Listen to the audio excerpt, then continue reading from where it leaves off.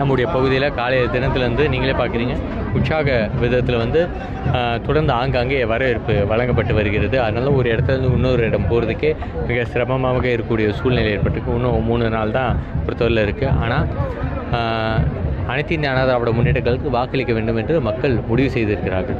நம்முடைய தொகுதி கண்டிப்பாக 100% இறையூர்களால் நம்ம வந்து வெற்றி பெறுவோம். நம்ம ஊராட்சி பகுதியில் பொறுத்தவரையில் திராவிட முன்னேற்ற கழகம், அதனுடைய அரசாங்கம், திமுக நாடாளுமன்றம் ஒட்டுமொத்தமாக நம்முடைய ஊராட்சி பகுதியில் வந்து வஞ்சித்திருக்கக்கூடிய வகையில் தான். ஏன்னா கடுமையான விதத்தில் வெள்ளம் ஏற்பட்டு பாதிக்கப்பட்டிருக்கக்கூடிய இந்த பகுதி, அதிலும் பார்த்திங்கன்னா நிவாரணம் என்று சொல்லக்கூடிய விதத்தில் எல்லாருக்கும் கிடைக்கும் அப்படின்னு சொல்லிட்டு கிட்டத்தட்ட ஒரு ஊரில் பார்த்திங்கன்னா கிட்டத்தட்ட ஒரு 200-300 பேர் என்ற விதத்தில் தான் வந்து 6000 ரூபா அந்த பணம் வந்து கிடைத்திருக்கு. இந்த அளவிற்கு ஒரு நிர்வாக சீர்கேடுடன் இந்த திராவிட முன்னேற்ற கழக அரசாங்கம் இவங்களுடைய பிரச்சனைகள்லாம் புரிந்து கொள்ளாத ஒரு அரசாங்கமாக இந்த அரசாங்கம் பொறுத்தவரையில் இருக்குது.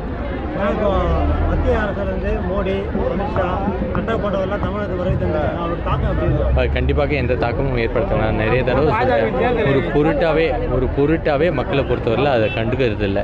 அந்த விதத்தில் ஊடகங்கள் அதை பற்றி பேச வந்தால் அதை பற்றி லைம்லைட்லேயே வராதுங்க. பாஜக தேர்தல் அறிக்கை விட்டுருக்காங்க. பாருங்க, ஒட்டுமொத்தமாக மத்தியில் யார் இருந்தாலும் சரி தமிழகத்துக்கு எந்த விதத்திலும் நன்மை செய்ததே கிடையாது. அதுதான் நிதர்சனமான நம்முடைய உரிமைகளை பறிக்கின்ற விதத்தில் மத்திய அரசாங்கம் எப்பொழுதுமே செயல்பட்டு இருக்கிறது. பாஜகவும் வேற கிடையாது, காங்கிரஸும் வேற கிடையாது, எல்லாம் ஒன்று தான். நம்ம தமிழகத்துக்கு எந்த விதத்திலும் அவர் நன்மை செய்ததே கிடையாது.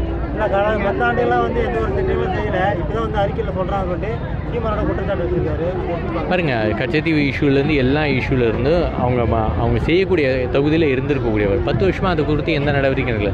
நான் நாடாளுமன்ற உறுப்பினராக தொடர்ந்து குரல் கொடுத்தேன். காலிங் அட்டென்ஷன் 370, அதே மாதிரி பார்த்திங்கன்னா நம்ம 0 அவர் எல்லா விதத்திலும் நம்பிக்கையில் தீர்மானம் எல்லா விதத்திலும் தொடர்ந்து நம்ம வந்து சொல்கிறோம். கச்சத்தீவில் நீங்கள் தான் நடவடிக்கை எடுக்க முடியும். ஆனால் அந்த நடவடிக்கை எடுக்காத ஒரு நடவடிக்கை எடுக்கக்கூடிய தகுதியில் இருந்து நடவடிக்கை எடுக்கவில்லை என்று சொன்னால் உங்களுக்கு நடவடிக்கை எடுக்க பிடிக்கவில்லை என்பது தான் அர்த்தம். அந்த விதத்தில் உங்களோட செயல்பாடு. அதனால் மக்கள்லாம் கேள்வி கேட்க ஆரம்பிச்சிட்டாங்க. நீங்கள் வெளில கொண்டு வரீங்க எல்லாம் சின்ன பையன் யாரை கூப்பிட்டு கேட்டாலும் சரி கச்சத்தீவு யாரால் தாரவார்க்கப்பட்டதுன்னா காங்கிரஸும் திமுகவும் தெளிவாக சொல்லுவாங்க. அதில் எந்த மாற்றம் இல்லை. நீங்கள் ஆனால் நடவடிக்கை எடுக்கக்கூடிய இடத்துல இருந்து நடவடிக்கை எடுக்கலையே. பாருங்க, ஒட்டுமொத்தமாக பார்த்தீங்கன்னா எல்லா இடத்துலையும் உற்சாகமான வரவேற்பு இருக்குது. தொடர்ந்து அடுத்து ஊராட்சிக்கு போகணும், அங்கேயும் வரவேற்பு இருக்குது. மக்களை பொறுத்தவரை தெளிவாக இருக்காங்க. திமுக மக்கள் விரோத இந்த திமுக அரசுக்கு முற்றுப்புள்ளி வைக்க வேண்டும். அதில் 2024 நாடாளுமன்ற தேர்தல் அது ஒரு நல்ல வாய்ப்பு. அவங்க ஒட்டுமொத்தமாக விலைவாசி உயர்வு இருக்குது, கட்டுநடக்காத விதத்தில் சொத்து வரி உயர்வு இருக்குது, மின் கட்டணம் உயர்வு இருக்குது. எல்லா விதத்திலும் இந்த மக்கள் விரோத அரசுக்கு எதிராக இருக்கக்கூடிய மனநிலையில் மக்கள் இருக்காங்க.